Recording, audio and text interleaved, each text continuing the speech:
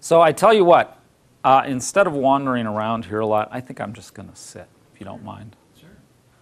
I know that won't be as dynamic as being wandering around, and I would encourage you never to stand behind the podium. This one actually has arms, so at least I can differentiate between students, teacher. I get the better chair, you get the crummier chair. Right? So, yeah, this will be interesting with only 3 people. So this session comes from a realization I had a while back that after all the time I have sat just like this with teachers, looking at their online courses, because that's my job. I'm supposed to sit with teachers and help them. They say, how do I make this happen? And I tell them, or I hope I tell them. And a lot of it is click here, do this to click there, and a lot of it's computer stuff. Never did I say to them, so where are your students going in your class? What are they doing besides reading the book? What are they doing besides watching a video on the computer screen? I never had said that to them. And when I recognized that, I just went, shame on me. I can't believe that I've never wondered where their students, what kind of great things their students were going to go do. So it just struck me as like I'd been missing something that I could have shared with them. And even if they said nowhere, I could have gone, hey, it's a psych class. You know, they could go down and sit at the courthouse and watch people, watch how people behave like at this, you know, in front of the bar, or who knows, whatever they're going to do, you know. And when I went out and I talked to faculty about that realization, they said, oh, in my online class, I do this. You know, in my online class, they go do this.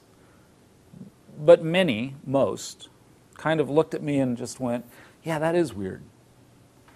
And I think that many of them had their online students read books and do things on the computer screen. So what was interesting, I'm going to move now. What was interesting on the other day when this room was fuller, I sat up here and I did this a lot. I said, it's coming through here. This is our online experience. This is the class, you know. It used to come in the mail. It would have some papers and a book, and we called it correspondence class. And then, you know, the computer came along and things got cooler or whatever. Now it's here, and this is where it is. We still get the book. But this is the online class right here. Isn't that right? I mean, you write something down on a piece of paper, so this is good. It's not that, it's this. But it's this or the book, or it's here, right? Because it's online. Where else does online go but in here, right? So anyway, I think that that's our vision of what an online class has been. Now, I did this presentation virtually one time. And one of the things I started off with was, I don't mean field trips like Second Life. Second Life is cool. If you've never done it, used it, it has applications in educational environments. If you've ever been to some of the museums, museums have come a long way in entry fees. So you go to the museum and you walk up and you pay the guy like $12 and you go into the museum and you see miraculous things. It's a great experience. You have to be quiet, but it's a great experience. On the computer screen, museums and web designers are getting tight. And I don't know if you've seen some of the museums out there these days, but their websites are these amazing virtual tours where you can go right here and see the most beautiful art. And you can be as loud as you want, but it's amazing. That's not the kind of field trip I'm talking about. It has value. Second Life has value. The museum has value. The anatomy, the cool things you can do in physiology and biology on the computer screen, unbelievable. But that's not what I'm talking about in field trips. And So I don't want you to like underestimate what I see as the value of this tool, the rectangle shape thing that we experience these things in, but that's not what I'm talking about. So I'm really biased towards this. I used to live in this town until it got too large for me, and I went to school at the high school here, and I went to this institution, and then I went down the road to Prescott College. And if I can use this advanced clicker, I got to tell you, I knew instantly I wanted to be a teacher when I attended that school. I could tell right away that what happened to me here at this institution, what happened to me at my high school I'd been to, while I blame myself for not being the active learner and engaged, I recognized instantly that they could have done something different, at least for me, that would have perhaps benefited me more in my educational moments in classrooms. So I learned to be a teacher by going to NAU and spying on their curriculum design class. Our teacher made it happen that our little class of 6 people or whatever it was, went up to NAU and we watched what their curriculum design class was doing. And we talked to them. And we said, how does this work? Well, how does this work? We asked questions, but very often, whether we were at ASU or Miller Valley, well, we went to Miller Valley School to practice things. We got to practice what we were learning in our lesson plans and our stuff. So our teachers were tight with the teachers and the administration over there. They had interaction with those folks. Now I think Skyview School is kind of their space they use as a lab, but when I attended Prescott College, there was Skyview School. I don't think it existed. So, but anyway, we went to NAU and ASU, and we watched and we wondered, is this how you learn curriculum design? And we thought of all the ways you could learn curriculum design, you know? And that's what our content was, because I was in a curriculum design class or an ed methods class or whatever it was, you know? So we went to a school in Caborca because we wondered about how other cultures educate people. And we spent a week down there in Caborca talking to teachers in the schools in that area. I spent, before I ever graduated, 3 weeks at a college in Kansas as a teacher's assistant. And the teacher and I pondered what it meant to teach people things. That's what I did in school, to learn how to be whatever. Now I'm not, well, I do teach Photoshop. But now that was different, because what I'm talking about's online courses, and you're going, oh well, that's you know, a face-to-face class. Prescott College, they're already experientially based. Well, the result of all that stuff for me was that when I got my teaching certificate and I became an English teacher, which I did for 10 years at a school, I took people places. I took them to volcanoes to learn about volcanoes. I took them to the Grand Canyon to learn about geology. I took them to the bottom of the Grand Canyon to read John Wesley Powell. I took them to Yosemite to read John Muir. I took them to the Redwoods.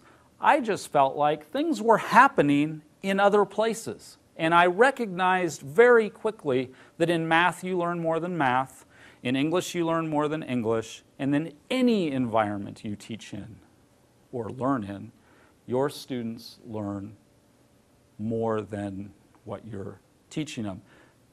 In a classroom, some students learn how to sleep in a room. Some students can be really great. Is that same thing true in an online class? Do you learn more when you're engaged in your online class than just the geology or the psychology or whatever it is? I say you do. I vote that you do. You learn a lot just from being in any class, in any place that goes beyond the content. So you're thinking, well, he went to Prescott College, there are a bunch of weirdos over there, and they do things different. And he taught at a little high school where he could do all these cool things. College is different, especially online college. There's big issues. Money, vans, whatever. Tons of challenges. It takes all this time to do these things. You know, so the nursing department has some cool inroads into things because they kind of got this connection already going. Part of their deal is they train people by putting them into hospitals or whatever.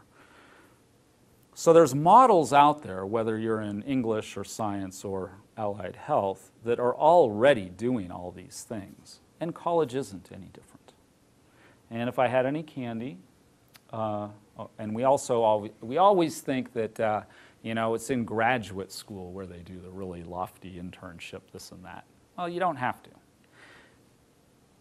So if I had candy, I'd give it to you if you knew who this was. It's Maria Montessori. So if you walked into, if you've ever been into a Montessori class, it's full of stuff. It's the exact opposite of this room. Exact opposite. There's stuff everywhere. Things kids make, students made. There'd be multiple ages in the room. Does that sound kind of familiar? Your class probably has multiple ages in it. When I grow up, I'm going to create a school that's better than Prescott College and even better than what she was able to create. But it's going to be for college-age people or adults, but it's going to teach them how to do things by doing things and giving them opportunities rather than telling them this is how it's going to be. But I'll have to wait a few years on that, I think. Anyway, that's Maria Montessori. And I think what I've learned in studying her and reading her and pondering the value of that is that while she targeted largely younger children, somehow we lost all that thinking that adults were radically different and they learned differently. And so that's why you see all the chairs facing forward, and that's why you're all quiet and I'm the one talking, and that's why the projector's up here in the front. And that's why you can't really move these tables, and there's nothing on the walls because you wouldn't want to be distracted. That's why that is. So, raise your hand if you teach online. Not yet. All right. Okay. In the summer. Are you? Okay. So, here's my question. In an online class, by and large, currently, with the teachers I usually work with, and I'm going to say 93%, super rough guess, the things that happen in those classes, in a purely online course, either are read, are listened to, are watched, are written. There could be a picture. But it all is coming from that or a book or a piece of paper. I mean, that's what I see, and that's what I do, is I work with online teachers, and I look at what they have their students do. And that's a rough guess. So since you don't teach online right now, you don't get to play this game. But, and I had a handout that I provided for you guys. I did at the first one. But let's just hear what Mary Ann does in her classes, and it can't be related to the computer. What else do your students do besides those things? Or actually, what do you teach? Because this is tricky. Yeah. Math is weird. I picked on the math teacher the last session right off the bat because content varies. It does. It makes a difference. In nursing, you want the person to go to the hospital. In math, where do you send them? Well, that's kind of why I ponder these things, I mean, and I think that we all could figure out where the math person could go, but we don't know yet. So where do you have? I actually online for a different school. Uh-huh. It's in Houston, Texas. Uh-huh. And it's Humanities 1. So it's basically reading. They read. Did you create the course, or is this kind of a course that they mostly gave you? I created the online course based on materials that they use for they have a list of materials that you can read. So my students read Gilgamesh and Plato and Marcus Aurelius and Augustine and Heloise and Evelyn. So when I was in Houston, I did take them to the museum because the museum there had material from those time periods. The online student? No, I did. When I taught it no, this one I only taught the online students, but they were mostly all there in Houston. Now they're in Houston and I'm not, and what I'm discovering, even to try to set up synchronous times with them, is the reason they took it online is because they want to be able to do the class. So it's hard to find the time to even get them together for online office hours. Perfect. That's so what. I'm exactly. Yeah. Okay. Well, so this. I'm just going to tell you what happened at the last session real quick. This was very interesting to me, and I felt good for 1 second. So I say, blah, blah, blah to all these people. They all leave. One of the people in the room walked out the door, right down the hall to this guy named Ed Schultz. And she said to Ed Schultz, who works for the college, she said, man, you know, you have some amazing things in here. Could I bring or ask my online students to come into this space? And would you walk them through and give them a brief tour of this stuff if they showed up and you had a list of their names? And he said, yeah. So a computer teacher here at the college walked out of this session with 0 field trips in her class, went and talked to a guy in this room who she didn't know, and made arrangements in a very short amount of time to, in the future, create a place where her online students could go to see like the cool inner workings of this college. Now, what about the guy who lives in Galveston, who just happens to be enrolled in her online class? What do you do with that? Well, we're going to address that in a second. But isn't that interesting? That she never would have pondered where her computer students could go to see something that certainly applies to computers. It may not be how to bold text or how to bind these wires or whatever they study in computer classes. But Ed's a nice guy, and I know when I've gone in there, boy, he's all excited about telling me what things are, you know. And so that's an opportunity for people to learn some of the stuff that's related to their content. How are you going to put that on the test? And those are the kinds of things I have to wonder. So anyway, by and large, as you just noted, much of the content in an online class is textual, a video, an audio experience.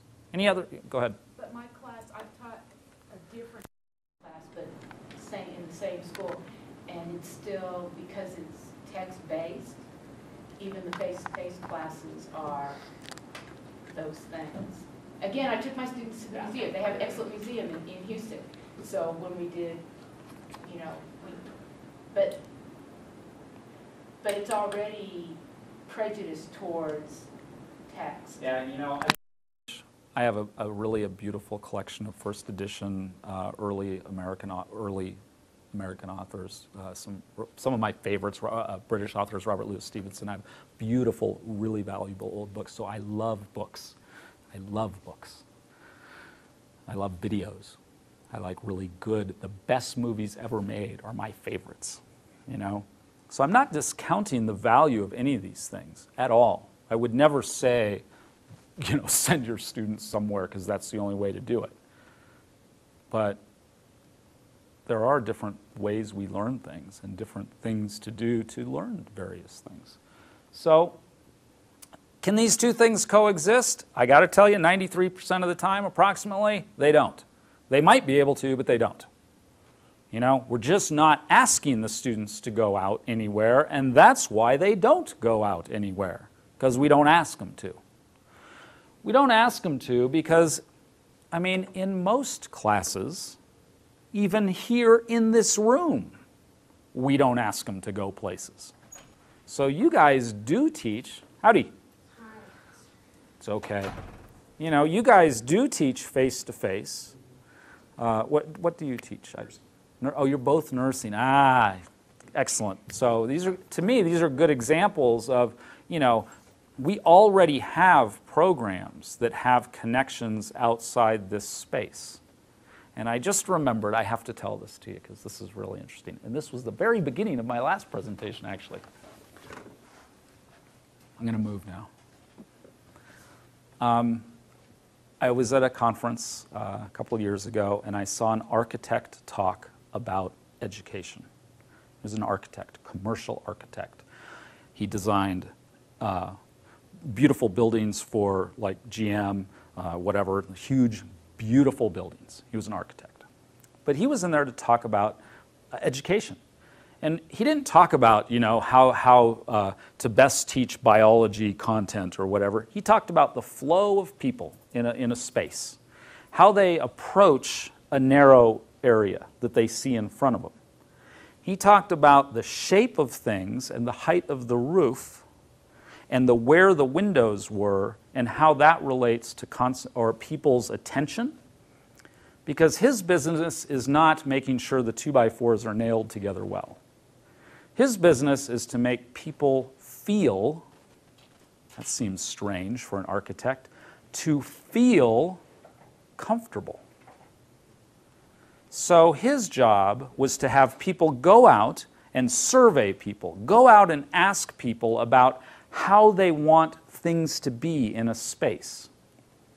And one of the examples he gave was that people hate to sit in cafeteria-style dining halls, where all the rows are long, everybody's next to each other, all the noise is echoing all around the room.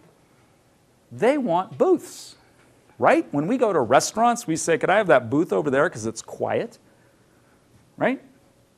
What happens in a quiet area that's different from what happens in a long, loud public space? It is a different thing. Same content, same conversation perhaps, but it's different. It feels different. You can concentrate more.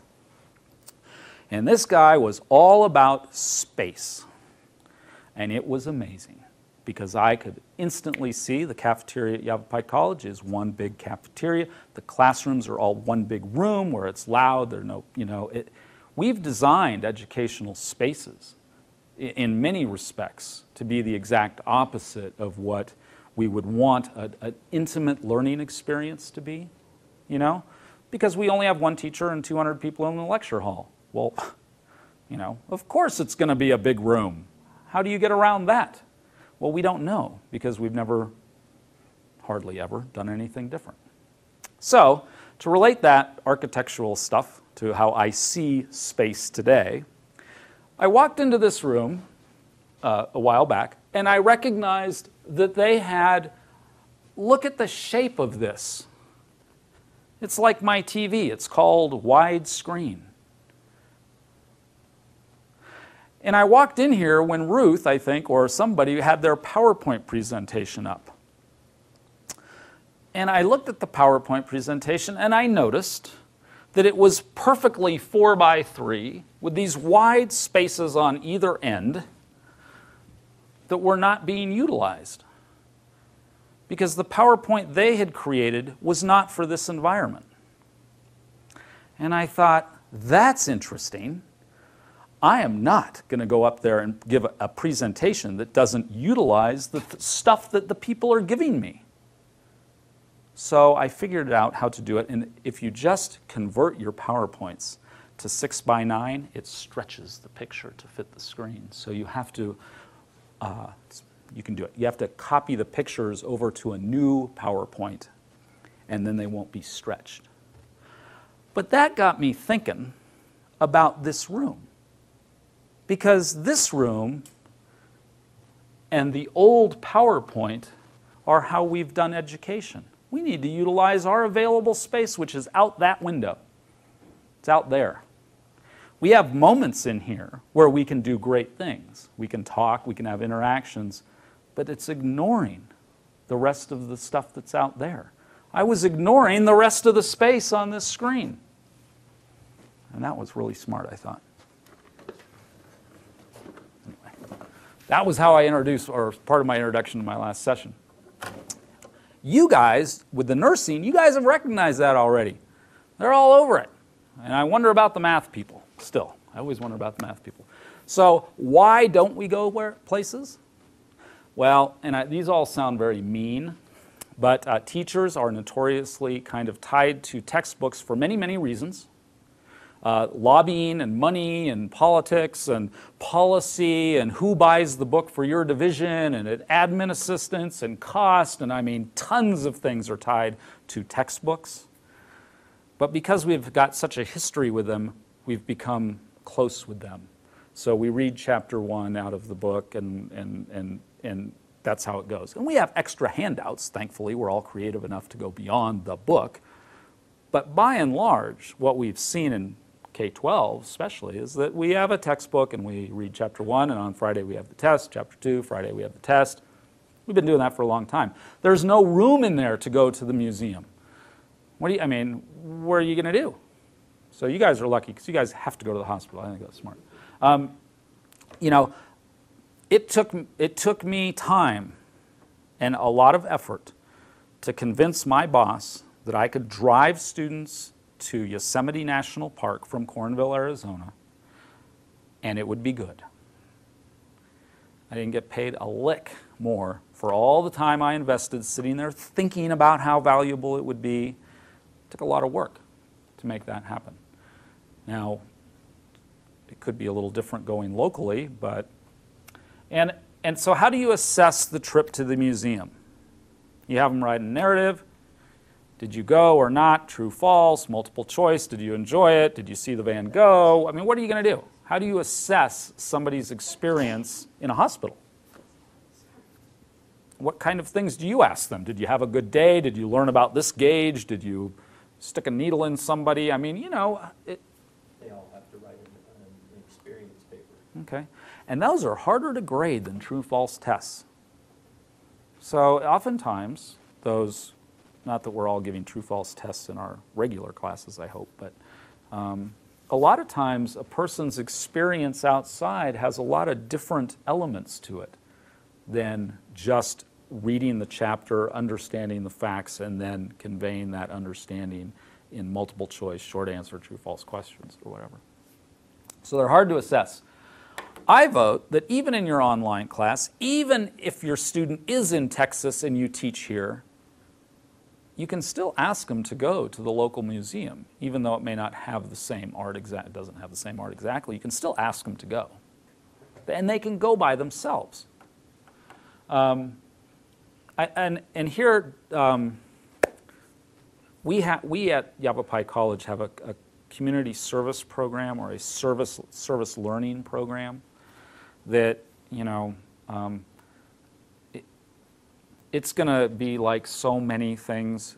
We remember when we got the learning styles stuff. Did you guys either ever hear that? You must have. Learning styles, if you go to school to be a teacher, you're going to learn about learning styles. Because everybody's different, and some people like to write, some people do better listening, blah, blah, blah. Here at the community college, it was like a magic wand had been waved over us, and we were like, oh, cool, I'm going to learn about my students, and it kind of came and went. People were into it because it was interesting, and then we kind of reverted back to mostly our own thing we'd been doing for so many years. Service learning, while grand, is very old. It's not a new thing. It's been done, in many places. But it really it takes a lot of work to adopt that type of program, and it takes leadership who really demands that you get in there and you're implementing this thing. And that really hasn't happened here at this school. But it is available to us here. So what is a field trip? And again, I'd go shake that monitor, but I'm not going to go get up. It's not out of this thing in your online class. It's just not out of the monitor. It's not on your iPod. It's really cool. We got teachers who put their lectures on MP4s so that people can put them on their iPods. That's not the kind, and go listen to them in the park. That's not the kind of field trip I want to see happen a little more often. It's just anything that's not out of a book. So in the old days, for you guys who are just about to start this, over 10 years ago when I was taking online classes, every instructor called me right before the class started. And they said, hello, my name's Bill. And I went, hi, Bill, and I heard a voice. And I had more of a feeling of what that person was like when they laughed, or when they sounded real grumpy. And they said, hey, how's everything going? And I didn't have to get on the computer to type an email. This was back in the day, for me, when my phone was still tied to my wall. We may have had 10 years ago, we probably had a cordless phone, so that's not true. But it was still something that I couldn't walk across the street, really, and hear Bill, my teacher from Virginia or wherever he was, But they'd call me and they'd say, hey, do you have any questions? And I could instantly say, yes, I do. I can't find this. And they'd say, well, it's here. And I'd say, oh, you know, I'm struggling with this. And I could instantly get an answer. That's something email doesn't do. And what has happened in our online classes is that we don't make that call anymore. And why don't we do that? Why don't we call them anymore? It's such a familiar tool anymore to communicate. Yes. I want to use a telephone when I can just email them real quick, say, this is fine.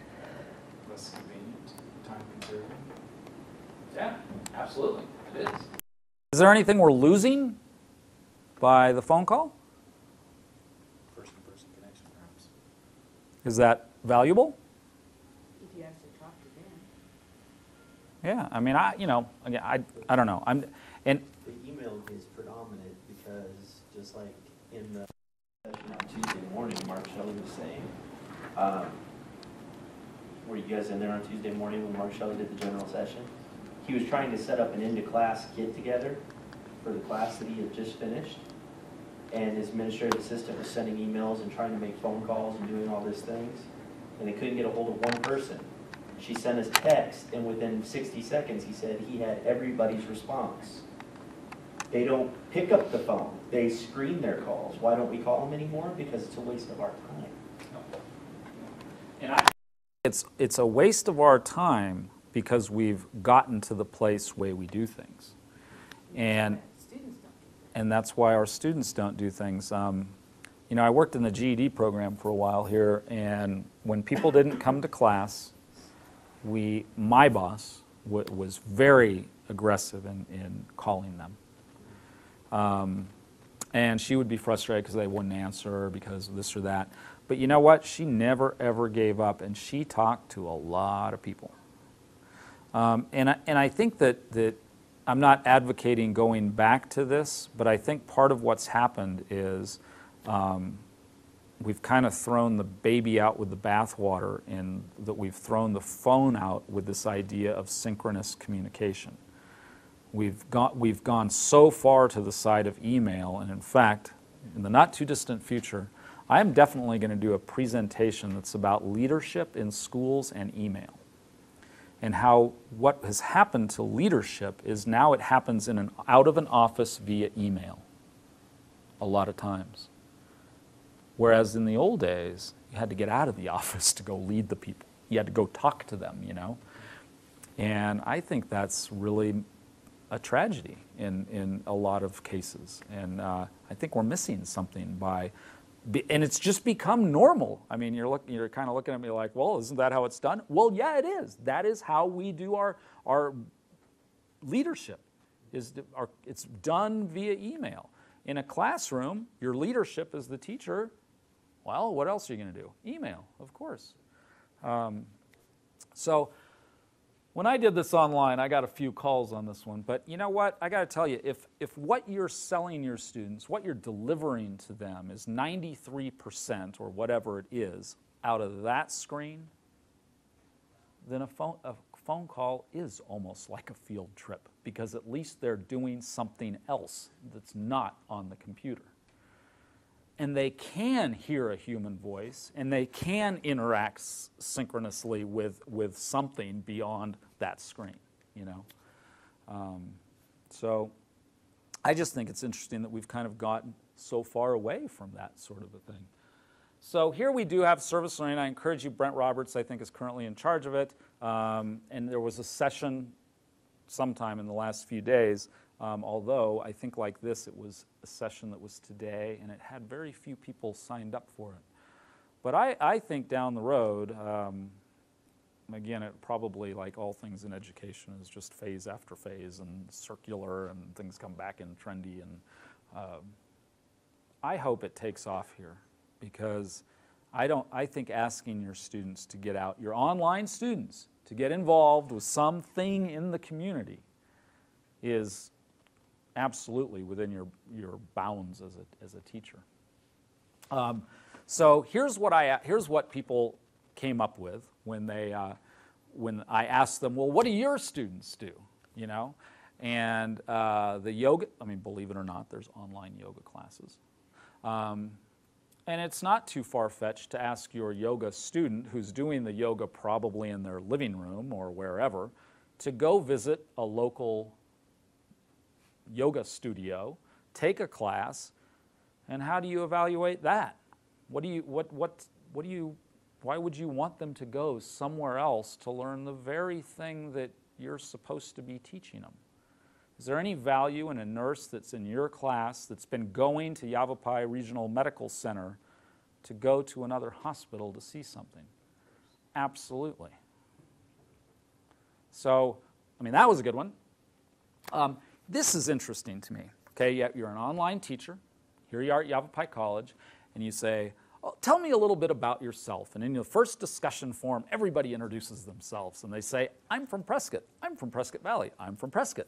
I'm from Chino Valley. I'm from Phoenix. I'm from Prescott. I'm from Prescott. I'm from Prescott. I'm from Detroit. I'm from Prescott Valley. All right, so you get 25 people, and 19 are from Prescott. Can you say somewhere in your space of your class, do you know that you all could get together somewhere and meet one another to ponder the stuff in this class? Can you do that? Why not? Yeah, I mean, and in your online class, in an online class. I'm for instead of study groups in the online as well. People say no, because I have students in Dubai. You know, I have students overseas. I have students. Well, that's okay. Are you going to not help the 21 that are in this area because one's in Chino Valley? No. What do you tell the person in Chino Valley? You have to drive to Prescott? No, probably not. What do you tell the person who's not? I mean, I don't know. I don't have any good answers for this. I can't tell you what to do. But do you not do it in your class because they're dispersed all over the country? I said again, it's through the screen. But for students who couldn't meet face-to-face, they could set up a study group and meet in the chapter. But their problem, again, was being able to find a time that worked for the people who wanted to get together. That's always the problem. Yeah, it's not. Everybody is not going to go get parked over there, and we're not all going to drive to Charlotte Hall. That's not the field trip that's going to happen in your online class. Everybody's not going because some are in Kentucky. So do you not offer that? Do you say, go to at your own leisure, go to the Charlotte Hall Museum and do these things? If you don't have Charlotte Hall in your hometown, go to this type of a venue and do these things. You can do that. Every town mostly has a hospital or a doctor's office that somebody could go visit and interview a nurse or do whatever task is, associated with the nursing. They have a research paper they have to go, and part of the research paper is that they have to conduct an interview, minimum of 7 questions for someone that's already in the field that they're trying to get into. Yeah. An interview is a great. That classic, it's pretty easy. Most people can go interview somebody in the field, Math is a little weird still. I don't know what to think about math. I'm glad nobody in. Ma'am, what do you teach? I teach a couple of the law. Do you teach online at all? Well, I guess I'm more in the hybrid or always getting pushed to that option.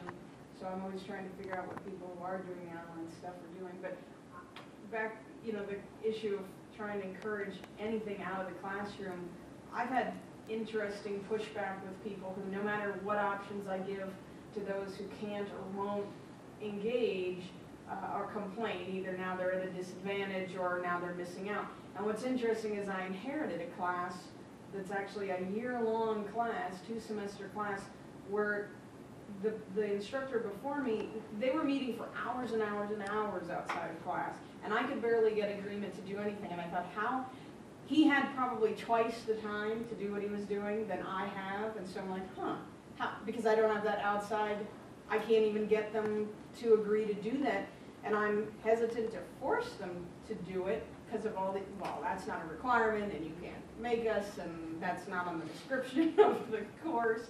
So I like and agree with your attitude, well, you still try to do it, but I haven't been able to make it mandatory, and therefore it, you know, then I just have people who excel because they'll do everything and anything they can because that's how they want to try to handle themselves, and other people who'll never do any of it because it's not required. So it becomes hard to craft a class around it. So I don't know if anybody else has any thoughts. That's what I still try, but that's what I've heard. Yeah, I think part of it is culturally, I mean, funding in education is a challenge, obviously. And some of the things that go when people are stressed, educational businesses are stressed, you can't take that many field trips anymore, and this is true of high schools. So we get students who very often aren't used to teachers saying you have to go to Charlotte Hall Museum on your own. They're just not used to being asked to do that. And we encourage that behavior by not asking them to go to the Charlotte Hall Museum or meet in groups. And, you know, in an online class, can you demand that they meet at a certain time? We don't know. We don't know these things. There is no answer for that. We don't demand that they do it because we don't demand that they do it. I mean, that's the real reason. And they're going to... That you're going to have to meet it. You know, It would be she's talking considered, about her it would line be considered a online hybrid class. Yeah, Exactly. it's very strange, you know, and I think you know, down the road, I think we're going to see less division between online, hybrid, face-to-face, and much more of a push towards, these are the times you're going to have to be in this space, these are the times you're going to have to do these things, and it's not going to always be, you got to come into this room to do this activity. Sometimes it will be, you'll have to be at home, or at the Charlotte Hall Museum, or, you know, wherever the event's going to take place. And as long as that's known up front, and so here's a question. So you can't say you have to be here exactly at this time and expect all 31 people to show up in Second Life or at Charlotte Hall Museum or wherever the thing is. But could you say, here are 3 times that you need to be available for me, and I'm going to call you. Which one of these works for you? And you're just going to call them. You're not going on a big field trip. You're just going to call the person so you can hear their voice. Can you do that in an online class?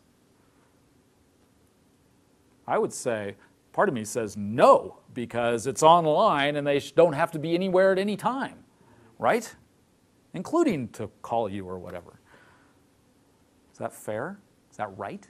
Is that like, are we missing something? Are we throwing out the baby with the bathwater because we're calling it online and we're totally losing all of the potential of the other tools that might serve some good purpose? If we don't put it in and they sign up and don't know that that's a requirement, then we're going to get some pushback because they're going to be working. I had one that was in Iraq. I had one that was, you know, pregnant and bit. You know, so I could have called her. But there's some things, you know, she had to be in a certain place. She couldn't do a lot of things, and that's why she was online. Is that they have already determined that I can take an online class because I can do this. I don't have to meet at a particular time. I don't have to be in a particular place. So unless we start telling them ahead of time that you're going to have to be available, then it's not going to work. I think it's a really interesting dilemma.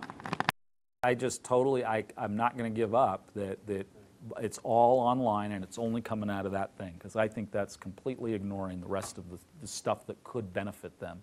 Regardless of what they believe the experience should be, I'm not going to design under the potential to engage in meaningful activities. And I mean, as much as I like the computer, that's not going to provide them with all the meaningful activities that they need to do. It's just not, nor is a textbook. But we've kind of behaved that way for a long time, the way we go to school. But And in a face-to-face class, they don't all show up either. yeah. Oh, well, you can't You know, when make them she drink. was talking about that you can't make them come. When I took students to museums, it was extra. It wasn't even extra credit. It was just extra supplementary material. If you came, you came. If you didn't, and the good students who had the time could do it at the time that it was set up came, and the rest of them didn't get that extra experience. And it was supplemental to the class rather than integral. So how does that different from going to interview? I mean, so let's take yours. You have to go to the museum, and it's purely online class. Let's say you have to go to the museum, but it's supplemental. Is that any different than yours, where you have to go to a local doctor and interview so and so about something, and that's mandatory? It's not have to. You get to go. You get to go to the museum. It's supplementary material. It's not graded. It's not credit. It's something that's provided supplemental to the class. In an online class, couldn't you say you have to go to the local museum? Then it gets really tricky because you got to pay to get in. What about the fee? What about the student who says it's an online class? I'm not going to drive my car anywhere. You didn't tell me I got to go pay for gas. That wasn't in my book fee. How do you respond to that? This is what made it. Because you had to go. It's 25 miles away. You didn't have to pay because we went into class. It was on a Sunday afternoon, which may or may not have been convenient. But we had a docent. I mean, the reason we did it together because we had a docent who picked out particular pieces. But it was extra. And the ones who went enjoyed it. And the ones that didn't go, There are a lot of people who went who didn't enjoy it that much. You can lead the horse to water, but you can't make them drink. So, and that's true of any space. In a classroom, it doesn't matter. So I'm all over worrying about that part. But I do things, class every day. Well, my classes now are once a week. Not every student shows up every day. And if they miss a class, they miss a class. If I did something fun. The nursing and allied health department is completely different from the rest of Yavapai College in the way we handle things. I mean, Yavapai, all the other departments, they do their syllabus, and the syllabus is just basically a course calendar. Nursing and allied health, it's a contract, and they have to sign a syllabus agreement.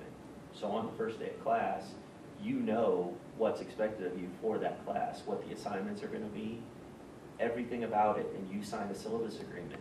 And we have to, as instructors, stick to that. We don't deviate from it. Nothing on it's subject to change, because we have put it, it's been blessed by Chris, who's our division dean. They sign it, and now it's a binding contract between the instructor and the student. And if you signed up for the class and you've read the syllabus, and the syllabus says that you have to do a research paper, which entitles going to a doctor's office and doing an interview as part of your source for that paper, absolutely. And every certificate and degree program in nursing and allied health has seat hour requirements. Yet in our syllabus, you'll never see any of us grading on attendance. But like in a fundamentals class where you have thinking it through assignments or things that are done in class assignments, if you miss class, you miss points. And so we're not grading you on attendance, but yet we are grading you on attendance. Well, at college too, you can't grade on Right, attendance, exactly. but you can do exactly, that's what I do in my Photoshop classes. Right. Is, And so there's ways to make them come. And that way we know that we've met our seat hour requirements. And in nursing, they do the clinical experience where they have to, and there's assessment checkoffs, and they have to come and they have to get signed off. Or when they go to the clinical experience, they can't do what they're supposed to do because they didn't come and get assessed and signed off. I think most, and I mean, I'm sure you guys, given the needs of that industry and the parameters, guidelines that are surround those types of classes, most faculty, many, I mean, we are very syllabus driven. I mean, that's a word the faculty will throw around, syllabus driven institution. And so I would say that many of them have that same thing where the student says, I've read the syllabus, you know, and they have to read it and answer 3 questions about it. I mean, in online classes, that's one way you can kind of make sure that they read the syllabus before the class starts. But what if in an online class, the syllabus does say they have to take a field trip? What if it does say they have to go to the Charlotte Hall Museum? They have to get there by themselves. They have to pay the entry fee by themselves. Is that acceptable? Yes, it's like disclosure. You don't say, oh, by the way, we're going to throw this in too on the side of the course. They should know exactly what's going on. And that's the syllabus actually. Should be right. Sometimes I don't get that syllabus till after they sign up. But they quit. Yeah, they can actually drop. There is an ad drop. Yeah, oh yeah, no, I know. Yeah, It's an interesting you have to point. put that in. If you're going to make them go to Charlotte Hall, you have to have that in the syllabus. All right, so that there is definitely some good stuff in this online space, and I hope that you guys, when you get into this summer, you know, you're going to find that there are definitely benefits and some challenges. I guess what I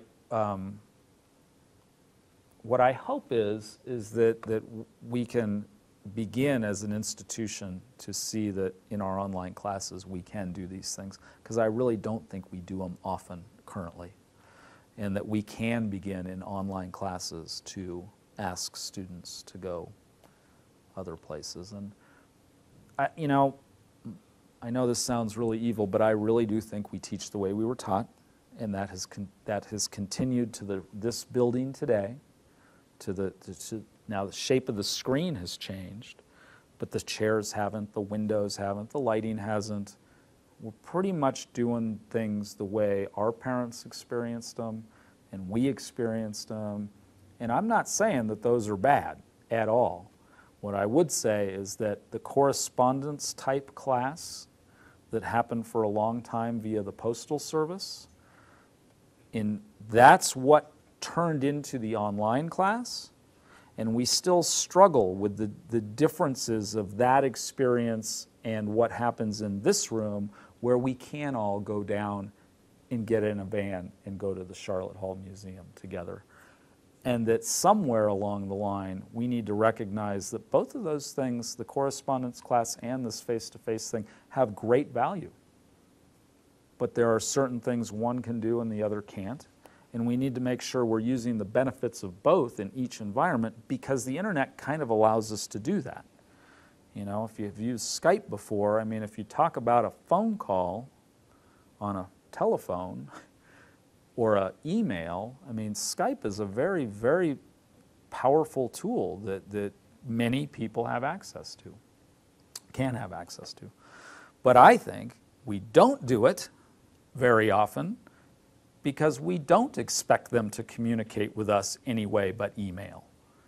And we don't expect them to do that because that's how we have been taught it is supposed to work. So I guess that was this one. You know, I think it's going to be a blending of all these things that's going to really work for us down the road, I hope. And it's not going to be just one email class or one, you know, Prescott College-y big field trip type class. So anyway, that's all I got. It's kind of it's more of an idea, you know. I don't have any good answers, but I do think everybody can come up with some ideas in their online courses about how to get their students outside of that computer screen or a textbook, and that can have value, and that it's okay to ask them to go do that.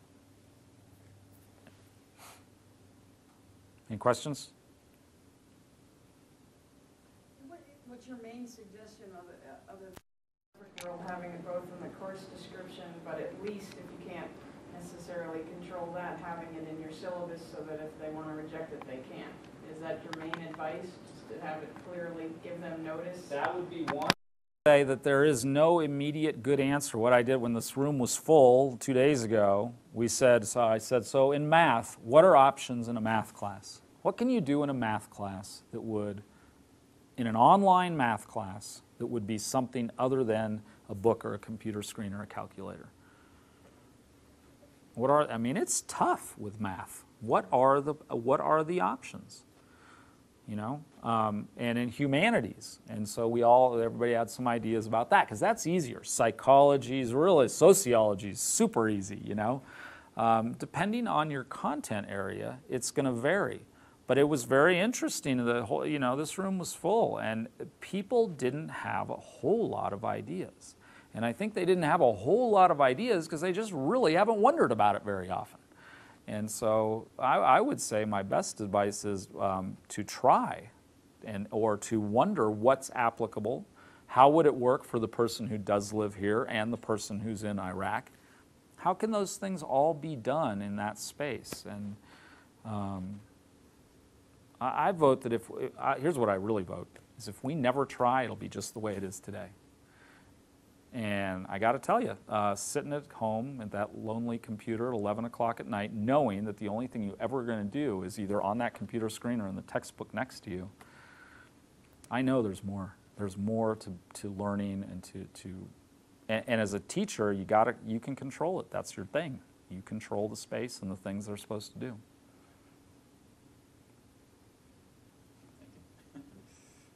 Yeah, I don't know, I really don't know. I think it's something we really don't know institutionally very well either because we haven't done it much. And that's okay. Got to start somewhere, you know? I think the biggest thing out of this class is, try to step outside of the norm. I think we're so afraid institutionally to do things because we don't want the student to challenge or to push back or have flack, and the division deans would rather not, have to deal with phone calls. Well, why is he making me do this? Why is he making me do that? That the instructors just, okay, well, this is the way it's going to be then, because we don't want to have that conversation and we don't want to have the pushback. So that's why things get stuck where they are. And until there's support, I guess, administratively, that we know that we're okay to maybe stretch a little bit, you're not going to see a change. We are totally in the infancy. I mean, very infancy of that conversation. Globally, really, it's not just Yavapai College, but computers are a relatively new thing in this room. It wasn't that long ago at all that it was just the chalkboard, and it's got some benefits and some real disadvantages as far as I'm concerned. So just utilizing the space again. It's utilizing what the stuff. There's stuff out that window that's useful, and just wondering what you could do is probably the best thing I got to say. So anyway, that's all I got. It's lunchtime.